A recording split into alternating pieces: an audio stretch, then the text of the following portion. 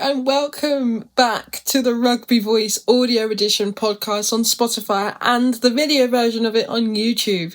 I'm here today to bring you all the exclusive action from the Women's Rugby World Cup. Today's episode, I travelled down to Northampton and Daventry to speak to players from both Spain and England.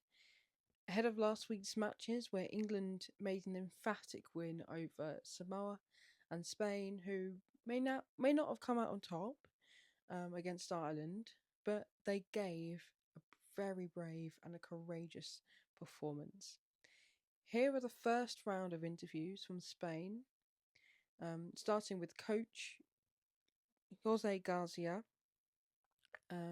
Laura Delgado, captain, and Claudia Peña, who is a centre from Harlequins, and she is now playing in her first ever Rugby World Cup. José García, entrenador de 3/4 de España femenino. García, coach of the backs of Spanish rugby.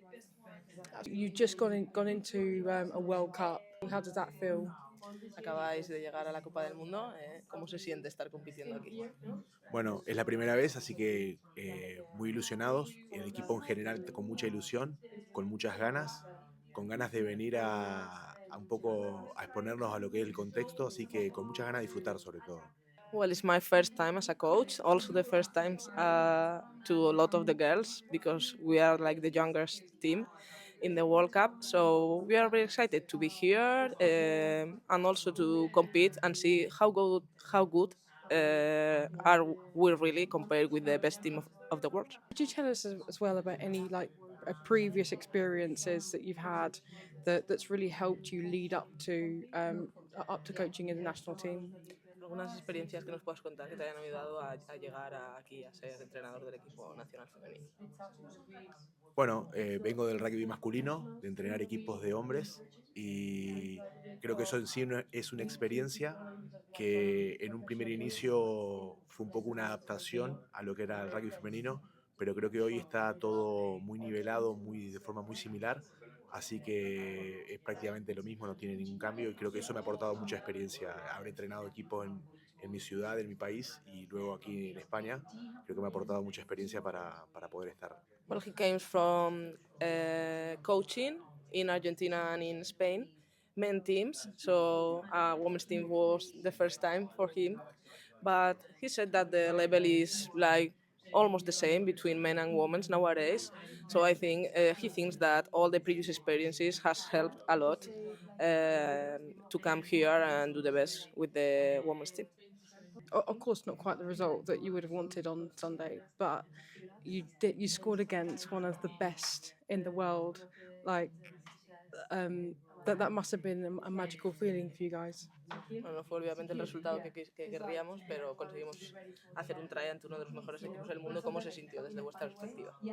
La sensación fue satisfacción por el esfuerzo y verlo concretado.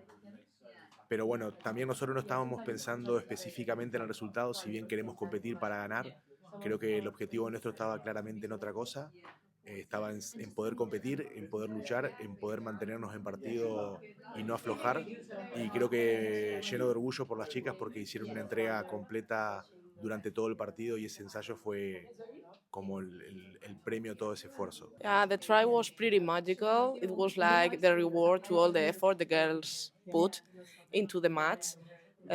We have come here to try to compete every single match, but especially for New Zealand, we knew we have to set like little goals because it's going to be a pretty difficult match to win. And we think that the girls did. So the trial was like the cherry on top of the cake, you know. What is a legacy that you, as an individual, would like to leave after the tournament, and also as a team as well? ¿Cuál es el legado que a ti como individuo, o sea, de forma individual, te gustaría que quedara después de este torneo?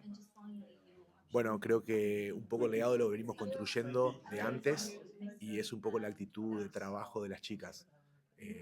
Me acuerdo de cuando empezamos hace 3 años con Juan y era un equipo sumamente joven, que hoy en día es muy joven todavía, y que teníamos que crear muchas cosas que ellas no tenían incluidas, no tenían incorporadas, mejor dicho. Y creo que el mejor legado que podemos dejar es eso, la cultura de trabajo y el esfuerzo para ponerse un objetivo y tratar de llevarlo adelante.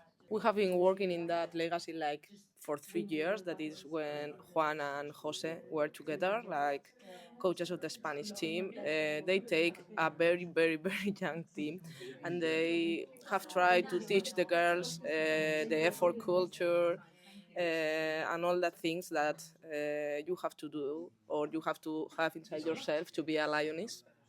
And that's why they want to the girls to be able to show all the effort and all the work that is behind, and to have like this strong work commitment that they have put into the team. Thank you so much, guys. Laura Delgado, lovely to see you. Last time I spoke to you, you were playing for Harlequins, and yeah, that was a really good game, wasn't it? Yeah, it was a good game. Okay, and now now that you are here on the world stage for Spain, what are your emotions about it right now? Wow, to be honest, I have been feeling very, very happy and very exciting about being here and how we are doing. The atmosphere of the team is being amazing. The support from Spain and also the crowd for the weekend was amazing. So I have been dreaming this moment for 8 years, and to be honest, right now is better than I dreamed. You're one of the most experienced players in the team. How do you use that experience to help young and incoming girls in coming international? Yeah, for me, obviously, it's an honor to be captain, but also always a responsibility. I always try to think what is the best for the team in every moment, and that is always in my head. You guys scored against one of the best in the world. You guys must have been absolutely glowing after, like, could you describe the emotions of the players? And Yeah, how much they meant to 100%. you? So we told to work hard during 80 minutes, have the commitment of all of us, obviously, and we believe that we could to do a good performance against New Zealand, and we did. We obviously felt that the score was like a win against New Zealand, but because we are very happy and proud that our performance, and I think is how we should to feel, because we know and we are realistic that we are in the position that we are, and they are the right now the winners of the world. What's the legacy that you as an individual would like to leave from this tournament, and also as a team as well? Amazing question. I would love to, how I always tell to talk to them. Uh, they have the license to inspire inside to the field and also outside to the field. Um, I would love them to dream and work hard for they would like to achieve, and also to inspire outside to the field, to the new generation. That is very important because in Spain rugby is not very big, it's growing, and it's one of our responsibility, like, wearing this t-shirt and show the country to Spain that rugby is amazing sport inside to the field and outside to the field. Absolutely, thank you so much, Claudia Peña. Welcome again. Obviously, of course, just like Laura, who I just spoke to. Then, last time I spoke to you, you had just finished. What was it? Finished a game against Trailfinders and playing for Harlequins, and now you are here on the world stage, and I believe this is your first World Cup. Yeah, How does that? Look, what I are don't your know. emotions about that? I think this has been my whole dream for my life. These last 3 years, 4 years, I've been preparing a lot for this moment, and I think now we're ready, and also I'm ready to play and do my best version. Like last time I asked you, like how well you are settling, you're settling here in England. How well have you adjusted to not only being here, but here with your national side as well? I think it's been a bit tough to just the first games that we play with Queens was a bit tough because I didn't know how to play with another players and also with a lot of levels, so it was a bit more easier to get to adapt my game because they were good players, so it was easier to do it. But then I just getting back into Spain, I just try to show how I learned there and everything that I learned there, and trying to put it in the pitch. And of course, do you have like other players that you previously played with at Barcelona? I'm guessing around down here. Did you think that helps you enhance your game a little bit more? I think we just get into the national team at the same time. So it's Alba Kabeya is one of my friends also that she's playing in England too in sales, and she's playing with the Spain too. And I think she did the change before because she went to France first and then to England, but she's a good player and she really did so good in getting adapted to Spain and also to another teams. You guys scored a wonderful try against New Zealand recently. How much did that mean to you guys? I think that means a lot for us. I think we fight until the last moment. That's how define us as a team. We fight for everything, for every ball, and we try to get the ball back all the time. And I think we take the opportunities that we had. We didn't have the ball a lot of time in attack, but we just take the opportunities that we had. And I think it was amazing for us. It means a lot. I think we've been trying so hard to do that, and I think our forwards have to be so proud of what they've done, and also our backs to support them for all the hard work that they've done. And this is my penultimate question. Not quite the last one yet. Okay. But how will you put that into the next fixture? To you think that boost your confidence for the rest of the tournament? I think the staff has supported us in that, and also in all the amazing game that we played.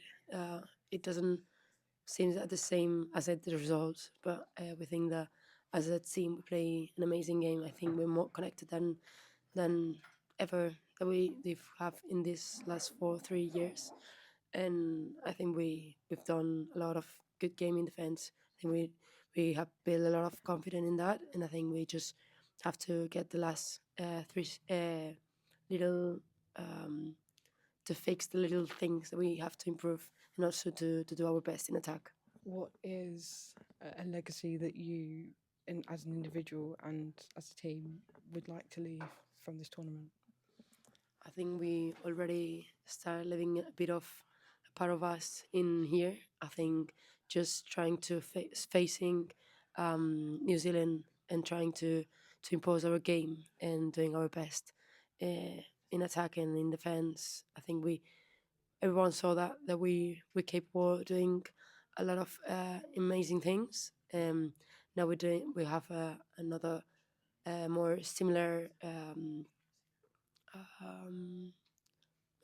rival. Would be more easier to show our best in attack. That's what would get us a bit more points, and I think that's the main thing, that just getting more crowd around us, a lot of people involved that help us to grow, just people supporting us, our families and friends, and also a lot of rugby, a lot of people that loves rugby start following us. That's a step forward for us and for rugby, for Spain, for the Spain rugby. So I think we've been growing a lot in just one game. I think we do it a lot more in the last 2 games, and I think will be a bit more be good for our environment in Spain, and we can just get a little bit more girls playing rugby. Absolutely. Thank you so much. Now it's time to hear from England Red Roses, Sadia Kabeya and Laura Davis. Sadia Kabeya, and I play for England Red Roses. Fantastic. So I'm going to take it back to one of the previous Six Nations campaigns where you captained the team against Wales. What does that experience what has that experience taught you, and how has that helped shape you into the leader that you're potentially becoming now?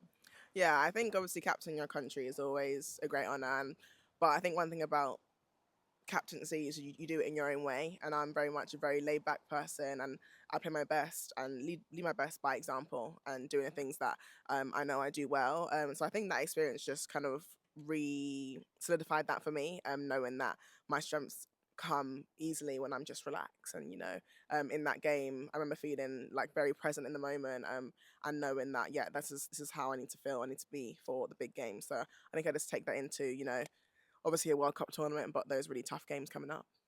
And a little bit about club rugby as well. Of course, you've had a little bit of an up and down season for Loughborough Lightning, but you did beat Saracens, which is must have been an incredible experience for you. Yeah, it was amazing beating Saracens, and it was at Franklin's Garden, so a home game for us, and we even beat Sarries before. So yeah, that was amazing, and I think we played great rugby. It wasn't like, oh, we beat them because Sarries had an off day. It was a real battle till the end, and we came out on top. Deservedly so, I must say. But yeah, it was just a great feeling because, like you said, we had an up and down season. So to get a reward like that, it was great. It's like how has that helped you as a team develop confidence for going into next season, and also considering that you've made some really impactful signings as well? Yeah, I think obviously as Lightning, we have all the talent in the world. I think it's just about that belief, and having big wins like that against top 4 teams kind of instills that in us and shows us we can do it. So I think a lot of confidence going into this season, and it's just about kind of riding that wave. Hopefully to get top 4. I absolutely love your scrum cap campaign, because obviously you've already talked about the inspiration behind why you did it. How does it help rugby players like us to help to stay in the game? And Scrum Club came about because I have Afro hair, I'm a black woman in rugby, and it was always something that was in the back of my mind when I was playing, when I was off the pitch after playing, and I wear a satin headscarf to go to bed to keep my hair intact. So I was like, why can't I just put those two things together? Because I already wore a scrum cap, and for someone who hasn't got the same problem, it might seem so small, but for other people like me and you, anyone with curly hair, it's something so huge that can have such a huge impact. And keeping girls in the sport, having girls join the sport, because I know when I was in secondary school, when I didn't want to go and play rugby because I didn't want to get my hair messy, didn't want to get it dirty, so having something that can take that barrier away, it's just so easy. And I'm really excited for it to get out there and people to have their own. And what is a legacy that you as an individual, but also partly as a team, would love to leave after this tournament? Yeah, I think it would just be that rugby is everybody, and I think it's clear within the sport generally, but just across this team, the amount of different strengths we have. If you want to be a powerful runner, you can do that. If you want to be skillful, you can do that. If you want to have a personality off the pitch and on the pitch, Hannah Bottoman, you can do that. And I think being your number 1 in the world, being at a home World Cup, like what better time to kind of show that and spread that word, by hopefully taking that trophy home. So I think it's just showing that rugby is for everybody and anyone can pick up the ball. I'm I play for England for Red Roses. I'm going to start by taking you back, pretty much all the way back to when you were just age 12. And you were talking about how you were inspired to start rugby by watching the television. Who was your role model back then, and how were they part of your journey?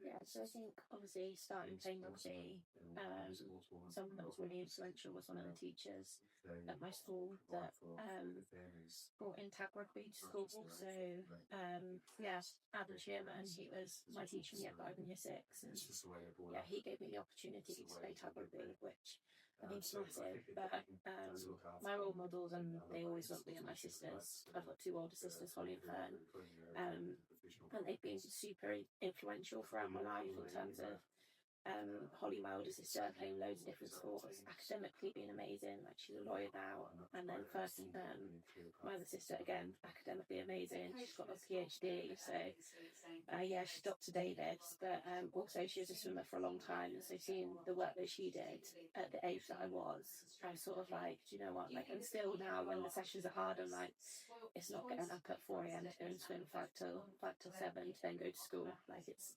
different, but yeah, we've been huge in terms of an inspiration to me and my role models. How does it feel to be the role model for yourself now? So people, young girls are looking up to you and inspired by you to take up the sport. I think it's super special, and it's a position that you don't take lightly. Like, I think it's so important to me to be the role model I would have liked to have seen as well when I was younger, in terms of like things like my body and what I'm doing. And so yeah, I think it's massive, it's really important, and we're all aware of that, and we all have our differences. And I think throughout our squad there's so many people that are incredible role models to young girls, boys, females that are wanting to be in sport, but just in life in general as well. So if they get a bit further forward into your career, when you joined Love Lightning for a while, and then Bristol Bears in the most recent years, how has that helped you develop into your career, and how do you deal with that transition? I think every part of my career has been hugely influential. So like moving to Loughborough was massive for me. I played at Worcester for like all of my career pretty much, other than starting off at Luxonians. So yeah, I've been there years, and it was a really big decision. But it came off the back of me becoming professional in 2019. And wanted to be surrounded by a bigger group of people that were also professional. And yeah, being at Loughborough was a huge part of my journey. I absolutely loved it there, but then also the opportunity to go to Bears was something that was really exciting to me. And I think sometimes as well, like, change is good. It keeps you moving. It challenges you. It's certainly a challenge going to a new club, but it's something that, yeah, as soon as I got to Bears, I absolutely loved. And yeah, still now, absolutely love playing Bears, like day to day, a group of people that we have there. And yeah, it's like I said, embrace the change, embrace the challenge.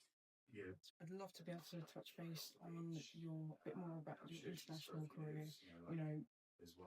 Honestly, so much experience that you've had, and some amazing achievements that you made as well. From starting against Italy when your 10th cap, and scoring against Canada not once but twice that same year. Featuring in the 2019 Six Nations, pretty much in every game, and then becoming player, featuring in the autumn internationals and player of the match performance against France during that time as well. How important is it for you, and what does it mean for you to make an impact on your career in international rugby? I think it's amazing sort of those like accolades that you get and the achievements along the way, but I think what it comes down to for me is the group of people that I'm surrounded by and how much I love what I do. I love being part of a team. I love being able to support the people around me. And I think what really motivates me is that. So yeah, like, I absolutely love playing rugby as well, just being on the pitch. Like, yeah, there's nothing quite like it. So, and what brought me to the game in itself. And I think every time I got an opportunity to play internationally, it's just kind of bringing us back to that, like, go out and do what I love. And I think I'm also someone that's pretty diligent in terms of wanting to make sure that I'm the best professional I can be, because when 2019 came around and we were offered full-time contract, I knew what it was like to work full-time and also be playing rugby. And so yeah, as professional as I can be is like also a big motivator for me. So I think those things are really important. And like I said, like, if I score tries or get any of those accolades, it's about the team around me and how they support me to get there, or making sure that I perform my best to be the best team player I can be. What would you say to your 10-year-old self? And also, what legacy would you like to leave from this tournament? I think to my 10-year-old self, I'd just be like, just keep being you. Yeah, and have confidence in that. I think you know what you're like, you know what you bring, and yeah, just keep doing that and keep enjoying yourself and keep learning. Yeah, that's a massive motivator, I think, is that learning bit. And then in terms of legacy from this tournament, it would be amazing to see thousands of people, coming and watching our game, but also absolutely loving women's rugby and going and trying out rugby as well. And I think that's already happening, which is super special. That was the last two interviews from Sadia Kabeya and Lark Atkin-Davis. You can watch or listen to the full interviews on YouTube or Spotify, and you can also catch me on Instagram and TikTok for more exclusive content. Thank you for tuning in, and raise your voice for women's sport.